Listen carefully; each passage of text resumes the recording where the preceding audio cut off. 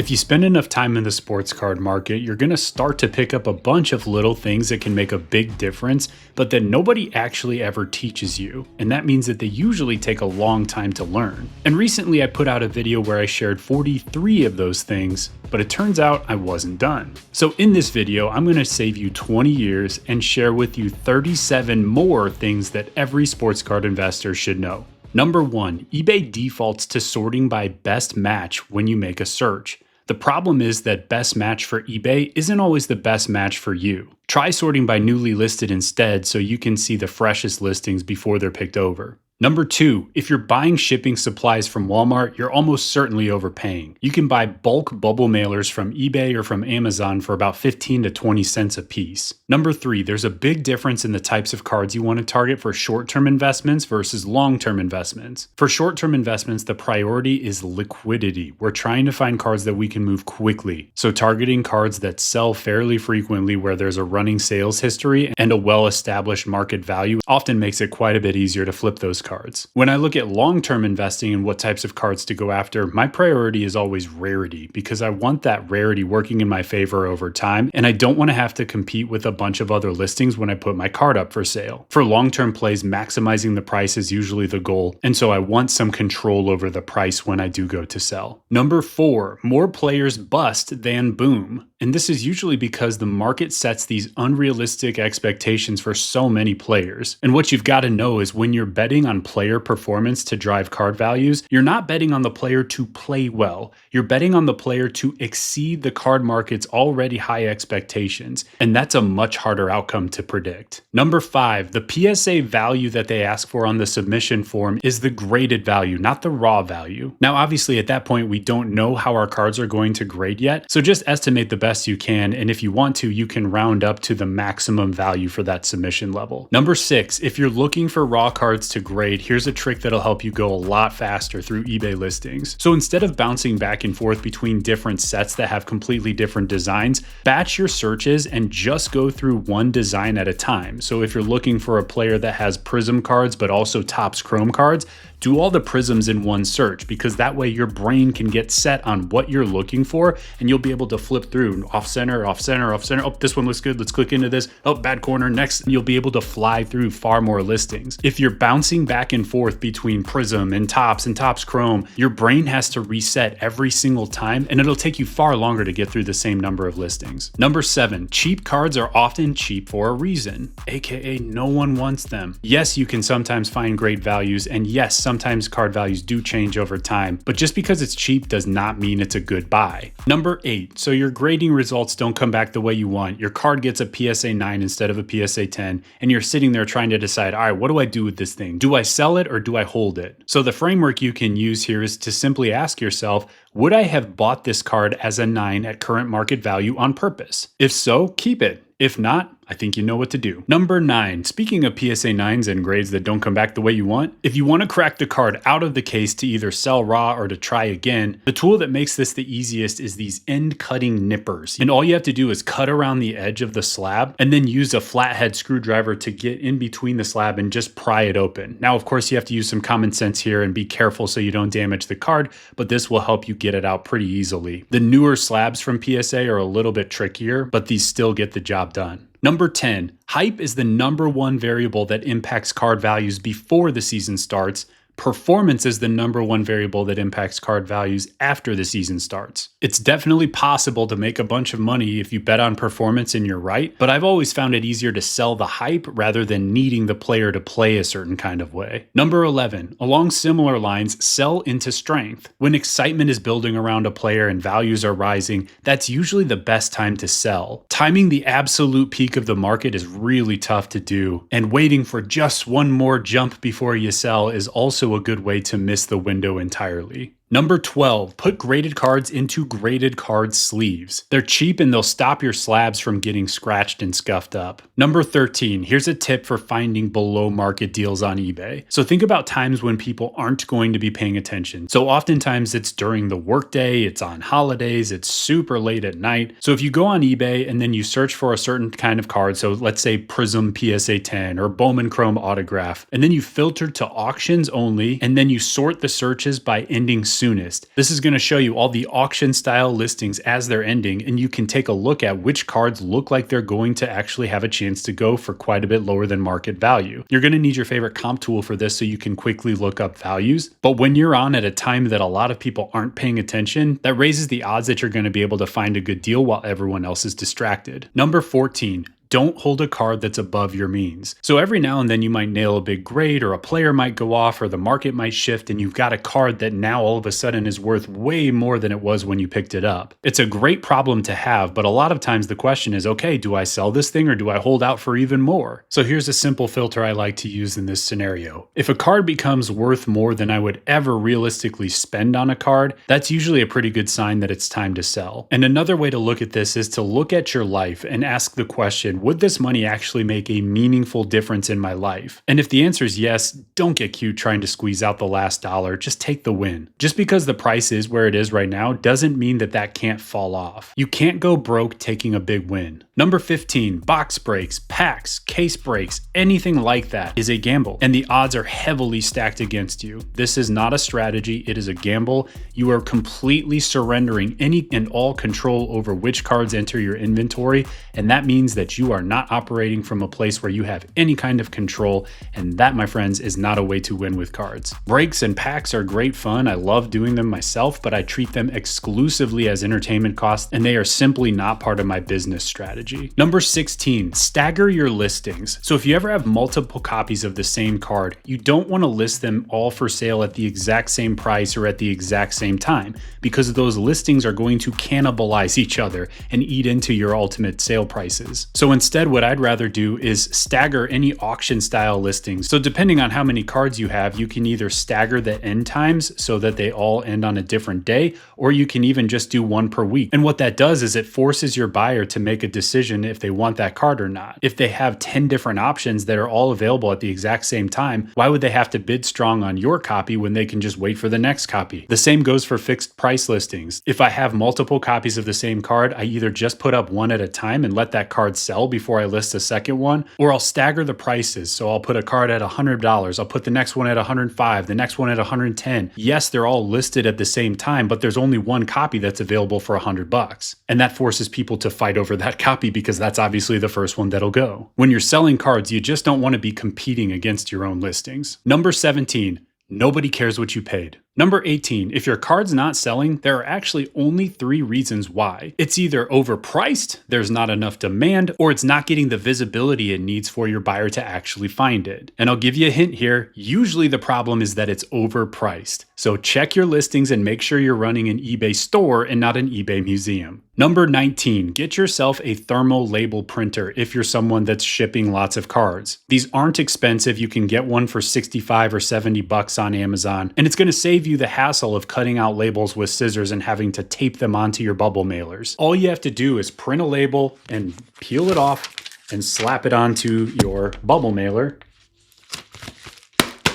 Good to go. Number 20, you gotta know that grading is the biggest price increase that most cards will ever see. So not all cards are gonna get a PSA 10, but when we're dealing in ultra modern cards, the cards that do get a 10, that moment is the biggest value jump that card will ever see, for most cards anyway. Because for a lot of cards, you're getting a 50, 100, 200, 500% increase instantly when that happens. Think about what a player would actually have to do on the field to make their cards rise by 500%. Meanwhile, you can find cards right now that if you go out and buy them and get them graded, you can make 500% by getting a PSA 10. So what do we do with this information? Well, I'd rather be the one making the money on the grade rather than the one paying for the grading premium. Now, I do buy cards that are already graded all the time, but my preference is always to start by buying raw cards that I can get graded myself whenever possible. Number 21, magnetic cases like One Touches look good, but they actually can damage your cards because they can pinch the card down when you close them together if you're not careful. And there's also a little too much space where your card actually moves around inside the case. So instead, just go with a basic penny sleeve and top loader. It's going to secure secure your card and keep it safe. Number 22, use grading turnarounds to your advantage. So a lot of times the default when we're looking at grading is just to go with the cheapest option. And that means the default option for a lot of people is the value bulk submission, which takes about 58 years to get your cards back right now. But there's actually only an $8 difference between the value bulk submission and the value submission, which currently is a full month faster. So instead of signing up for the longest possible wait just to save a few dollars, what if we found cards that had at least just $8 more of margin built into the PSA 10s so that we can easily justify using that faster turnaround? When we get our cards back faster, we can recycle those same dollars that we spent on that order faster. And that means that we can get the money compounding in our favor. We can't do anything with that money if it's tied up sitting in our cards at PSA. So speed matters here, and consider this when you're making your picks for which cards to target and for which submissions to use. Number 23. Have you ever come across one of those cards that looks like it has a little bit of a rough edge cut where there's the little fibers kind of hanging off the card? Well, here's a trick for you. You can take a roll of painter's tape, take a piece of this, roll it up, and we can take this card and just very gently kind of touch the painter's tape to the edges of the card. Got to use some common sense here because we don't want to mess up our card, but this will help remove some of those loose fibers to straighten up the edge of your card. Now, I probably wouldn't do this on a color bordered paper card because those types of cards are more prone to chipping. But if you've got a card that has that chrome or that prism style of finish, those are typically the cards where this works really well. Again, I'm going to caution you, use common sense here and be very careful if you try this because you absolutely can mess up your card if you're too aggressive. Number 24, you want to create some cash flow with sports cards? Try sending a grading order every single month, because what's going to happen if you send one every month is eventually those grading turnarounds are going to catch up and you're going to start getting an order back every single month. And that's where you can sell off the cards, reinvest that initial money without having to pull more money from your day job. But that's where you get the flywheel effect going, where you have this constant inflow and outflow of cards, and that's where you start to build some cash flow. You can absolutely send more, but usually if you're serious, you want to send at least one submission per month so you don't have these big gaps where you have nothing that you can sell. Now, the hardest part about this is that you have to send multiple submissions before they start coming back.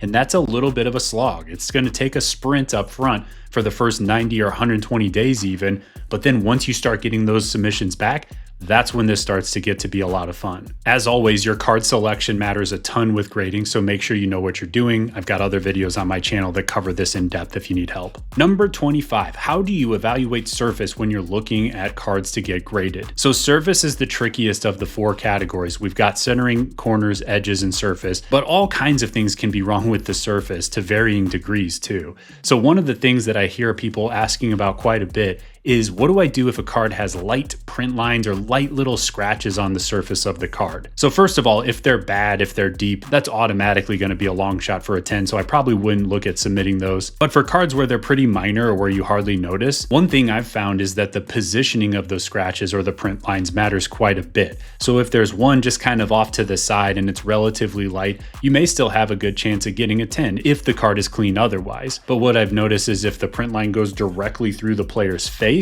that's where you're going to have a really hard time getting a 10 on that card, even if the rest of the card is perfect. Now, I don't work for PSA, of course, but I have graded many thousands of cards over the years, so this is just pulling from what I've experienced. Number 26, comps are a data point. They are not the law. So one of the hardest parts about the card market is availability is limited. So you might find a really good opportunity, but if you can't actually find one of those cards out there, it doesn't matter, right? And sometimes that means that when that card finally does show its face, you might have to go outside of comps if you want to actually lock that card in. The same can be said about well-centered copies of cards that you're trying to grade. Of course, the centered copies are going to go on the higher side of market compared to the ones that are clearly off-centered. So I encourage you to think for yourself rather than getting completely tied down by what the last copy sold for. That was the last copy, and things do change. So the market will rise and fall, and that means that that last data point might already be irrelevant. So not that you needed it, but I give you my full permission to please think for yourself. Go outside of comps on the high side or the low side if it makes sense. Number 27, if you're trying to sell a couple of cards walking a card show,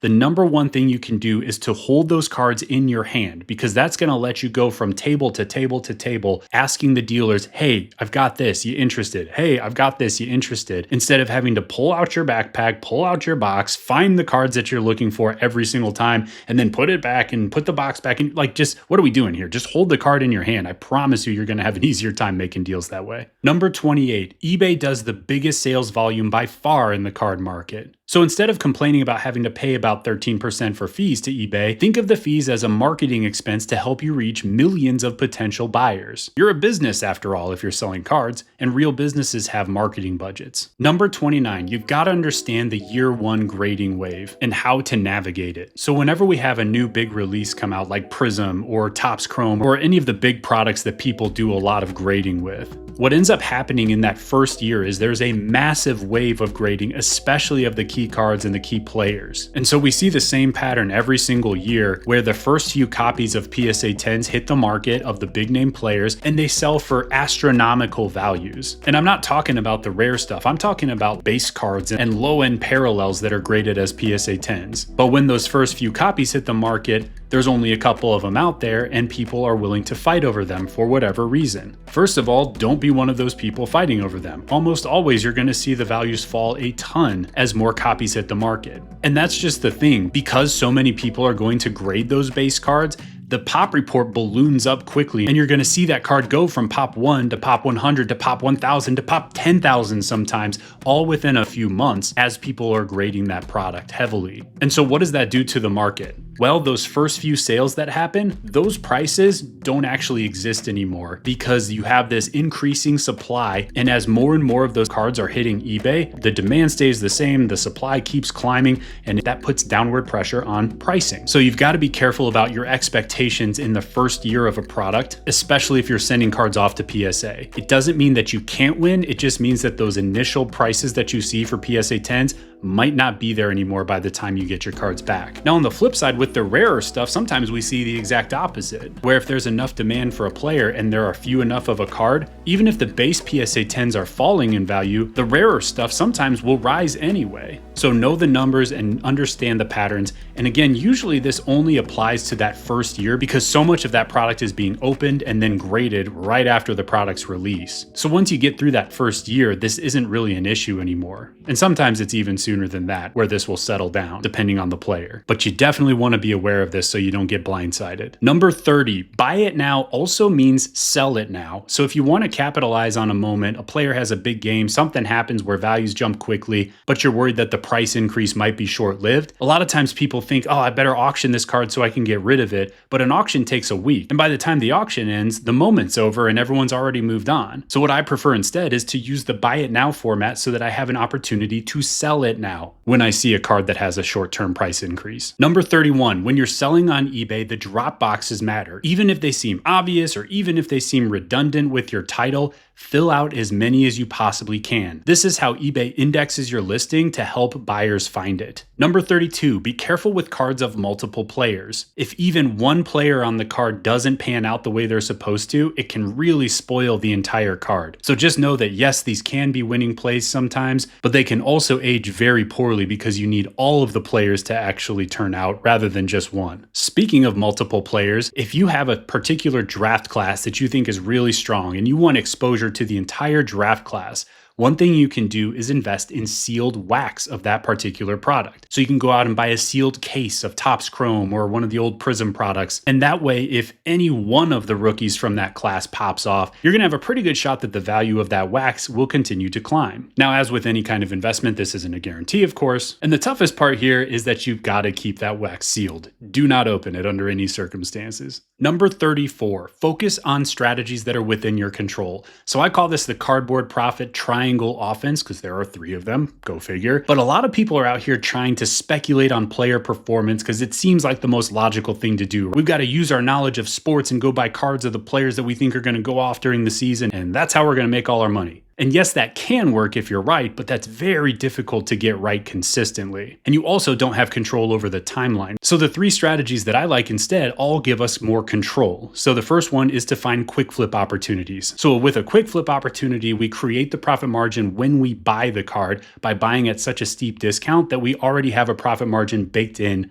when we make the purchase. And that way we can make the flip as soon as we get the card in the mail and lock in our profit. The second strategy is grading. So grading is a learnable skill, and because we can grade whatever we want, whenever we want, that means that it's very much within our control, and we can very directly influence the outcomes that we get based on the types of cards that we submit. And finally is understanding seasonal timing. So if you stick around long enough, you're going to realize the card market is very cyclical, right? There's patterns that repeat themselves over and over. And one of those patterns is that values tend to soften on the way out of the season and then pick back up on the way into the following season. And so this creates an opportunity once you understand the right types of cards and the right types of players to target, where you can just buy at the right time of year and then sell at the right time of year to make money over and over. So these 3 strategies don't require luck. They don't require predicting the future. They require a little bit of skill building and some pattern recognition. But once you have those skills and that pattern recognition, you can use these as many times over as you want to. And that gives us control where we can actually